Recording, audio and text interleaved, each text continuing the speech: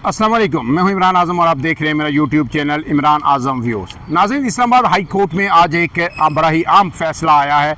आपको हम बार बार ये बता चुके हैं कि इस्लामाबाद हाई कोर्ट में इस वक्त एक मुकम्मल डिवीज़न है और ख़ास करके जब से जो जस्टिस कायम मकाम चीफ जस्टिस हैं जस्टिस सरफराज डोगर, उन्हें लाहौर हाई कोर्ट से इस्लामाबाद हाई कोर्ट में लाया गया और फिर उसके बाद जो है जो सीनियर प्यूनी जज थे जस्टिस मोहसिन अख्तर कियानी, उन्हें बाईपास करते हुए जनाब जो सरफराज डोगर साहब थे उन्हें हाई कोर्ट का सीनियर तरीन जज नामजद किया गया। जो एक सीनियरिटी लिस्ट नहीं जारी हुई उस पर बड़े शदीद एतराज़ात सामने आए और उसमें जो इस्लामाबाद हाई कोर्ट के जजेस थे उनका मौक़िफ़ बड़ा जस्टिफाइड था, बड़ा दुरुस्त था। तमाम कानूनी माहिरीन भी उनकी इस बात से मुतफ़िक़ थे कि जो भी जज नए हाई कोर्ट में आएगा तो उसको असर नो अपना हल्फ उठाना होगा। लेकिन इस्लामाबाद हाई कोर्ट में जब सरफराज डोगर साहब को लाया गया और उसके बाद जो कहा गया कि अब इन्हें नया हल्फ उठाने की ज़रूरत नहीं है, ये सबसे सीनियर जज है, क्योंकि लाहौर हाई कोर्ट में ये सीनियर थे लेकिन वहाँ सीनियरिटी इनकी 12वें नंबर की थी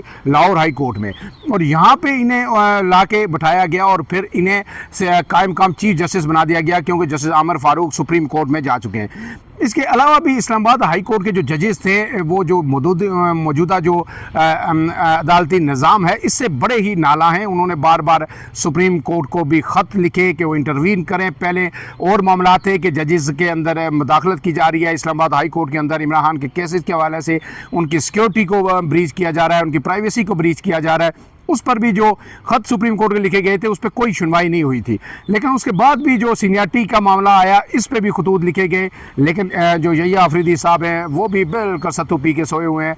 अब बात यह है कि अब जो अहम तरीन जो रिसेंटली इशू खड़ा हुआ था इस्लामाबाद हाई कोर्ट में, वो इशू बेसिकली था कि केसेस जो हैं वो एक बेंच के अंदर फिक्स किए जाते हैं, लेकिन जब थोड़ी सी भी जो है हेयरिंग उनकी होती है और ऐसा लगता है कि जनाब कोई जज इस केस को सख्ती से टेकअप कर रहा है तो उसे यकदम जो है उठा के किसी और बेंच के सामने लगा दिया जाता है। यही हुआ था जस्टिस सरदार एजाज इसाक साहब ने जब इमरान खान से मुलाकातों के हवाले से दरख्वास्त को टेकअप किया और उसके बाद फिर जब उन्होंने सख्त आर्डर पास किए और उन्होंने कहा कि जनाब इमरान खान को वीडियो लिंक के ज़रिए पेश किया जाए, अगर नहीं किया जाता था 3 बजे इमरान खान को कोर्ट के अंदर पेश किया जाए। तो फिर जब नेक्स्ट हियरिंग उसकी हुई, जेल के सुप्रिंटेंडेंट यहाँ पे पेश हुए, कुछ यकीन दानियाँ कराई, तो नेक्स्ट हियरिंग से पहले ही उनका केस डिवीजन बेंच को मुंतकिल हो गया। और डिवीजन बेंच में जनाब कौन था, यही कायम मकाम चीफ जस्टिस सरफराज डोगर साहब थे और अरबाब ताहिर साहब थे, और उन्होंने फिर उस पर कुछ आर्डर्स पास किए थे। लेकिन अब तक उसमें अंडरटेकिंग भी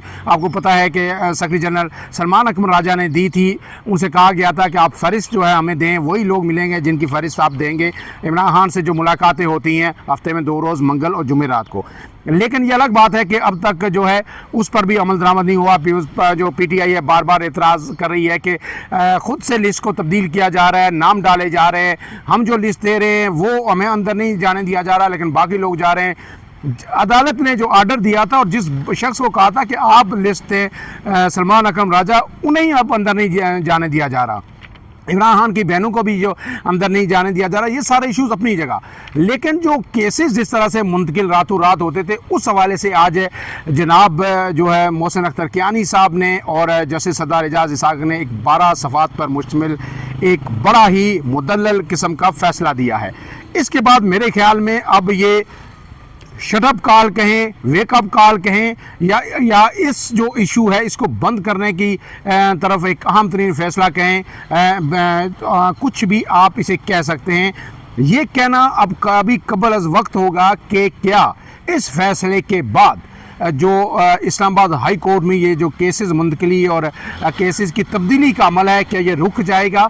लेकिन सर दस में वो फैसला जो है वो आपके सामने उसके अहम नकात पढ़ देता हूँ, उससे आपको अंदाज़ा होगा कि कितना ये क्लियर और वाज़े 2 टोक फैसला है। और इसके बाद मेरे ख्याल में अब इस फैसले की गूंज हर रोज़ इस्लामाबाद हाई कोर्ट में सुनाई देगी।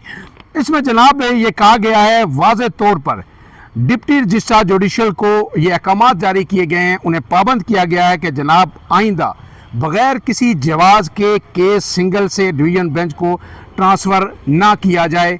उन्हें फौरी तौर पर ऐसी किसी भी किस्म की हरकत करने से, केसेस ये ट्रांसफ़र करने से रोक दिया गया। और फैसले में ये कहा गया है कि high court rules and orders के मुताबिक सिंगल या डिवीज़न बेंच केसेस फिक्स करने का इख्तियार डिप्टी रजिस्ट्रार जुडिशल का है कि जनाब केसेस सिंगल बेंच में लगाएं, डिवीजन बेंच में लगाएं, ये इख्तियार तो आपके पास है, लेकिन डिप्टी रजिस्ट्रार को केस वापस लेने या किसी और बेंच के सामने मुकर्रर करने का इख्तियार किसी तौर हासिल नहीं है। रूल्स एंड आर्डर्स के मुताबिक चीफ जस्टिस का इख्तियार रोस्टर की मंजूरी का है। अदालत ने इससे आगे वाजे किया कि आसिफ अली जरदारी केस में तय हो चुका है कि जज ने खुद तय करना है कि केस सुनेगा या नहीं सुनेगा। मतलब वो ये कहना चाह रहे हैं कि जनाब जब एक दफ़ा आपने केस लगा दिया, चाहे सिंगल बेंच के आगे लगाया या डिवीजन बेंच के आगे लगाया, उसके बाद आप केस को विड्रॉ नहीं कर सकते अनलेस के कोई जज ये कहे कि मैं ये केस नहीं सुनना चाहता, मैं इस सुनने से माजरत करता हूँ। उसकी कोई पर्सनल रीज़न भी हो सकती हैं। बाज़ दफ़ा वकला भी एतराज़ करते हैं और जजेस जो है खैर सकाली तौर पे या अपनी गैर जानदारी साबित करने के लिए कह देते हैं कि मुझ पर एतराज़ आ गया इसलिए मैं इस केस से ख़ुद को विड्रा करता हूँ। उन्होंने कहा है कि इसके अलावा ये गुंजाइश नहीं है कि आपको जजेस पसंद नहीं, उसकी समात पसंद नहीं, समात में जो सख्ती होती है वो आपको पसंद ना हो, तो फिर आप उसको जवाज़ बना के आप रातों रात केस एक बेंच से लेके दूसरे को मुंतकिल कर दें। ऐसा नहीं होगा। जज ने खुद तय करना है कि केस सुनेगा या नहीं सुनेगा। इस केस में जो पर्टिकुलर केस है जिसका हवाला दिया जा रहा है कि केस में ना तो जज ने माजरत की ना ही जानबदारी का केस है। इंतजामी साइड पर कायम मकाम चीफ जस्टिस को मुनासिब अंदाज में ऑफिस ने मावनत नहीं की।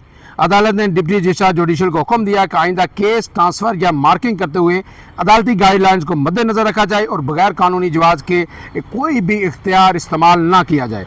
अब जब अगर ये कभी होता भी है, अगर इसको करते भी हैं जुडिशल जो रजिस्ट्रार है, तो फिर उन्हें एक ठोस इसकी दलील देनी पड़ेगी, कानूनी निकात वहाँ पे लिखने पड़ेंगे कि जनाब क्या वजह है। क्योंकि मैंने जिस तरह आपको बताया वही बात आगे फैसले में भी कही गई है कि ना तो जानिबदारी का इल्ज़ाम लगा जज पे कि कोई इल्ज़ाम लगा दे तो आप जनाब उठा के केस दूसरे को दे दे या जज खुद माजरत कर दे। अगर ऐसी कोई नहीं तो ठोस वजह आपको हर सूरत यहाँ पे पेश करनी होगी आइंदा ऐसी हरकत करने से पहले। कायम कम चीफ जस्टिस की हदायत पर डिवीजन बेंच में मुकर्रर किरदा केसेस दोबारा वापस मुख्तलिफ बेंचेस को भेजे जाएँ। ये बहुत ही अहम चीज़ है कि जो आपने कायम मकाम चीफ जस्टिस ने जो हदायत दी और हदायत की रोशनी में आपने जो जो केसेस अब तक आप जो है डिवीजन बेंचेस को भेज चुके हैं, मुकर्रर किए गए, फ़ौरन वापस वो जो अपने मुतलका बेंच है, चाहे सिंगल रुकनी बेंच है, कोई भी है, उसको वापस जो है केस वापस मुंतकिल किए जाएँ। फैसले में कहा गया है कि जब तक full court high court rules पर मज़ीद राय न दे इन्हीं गाइडलाइंस पर अमल किया जाए। गोया अब ये देखना है कि जो ये हदायत आई है कि जनाब पहले तो आप गाइडलाइंस वहाँ पे उनको मद्देनज़र रखते हुए केसेस जो है ट्रांसफ़र कर सकते हैं, लेकिन ठोस रीज़न आपने देनी है। लेकिन अब तक जो आपने किए हैं ये कायम मकाम चीफ जस्टिस की हदायत पे उनको फौरी तौर पर वापस भेजा जाए और जब तक हाई कोर्ट के रूल्स जो हैं उन पर मज़ीद राय ना आ जाए, उनका हतमी फैसला ना हो जाए, आप ये जो गाइडलाइंस पहले से मुरवजा हैं जो चल रही हैं आप इन पर ही अमल दरामद करेंगे।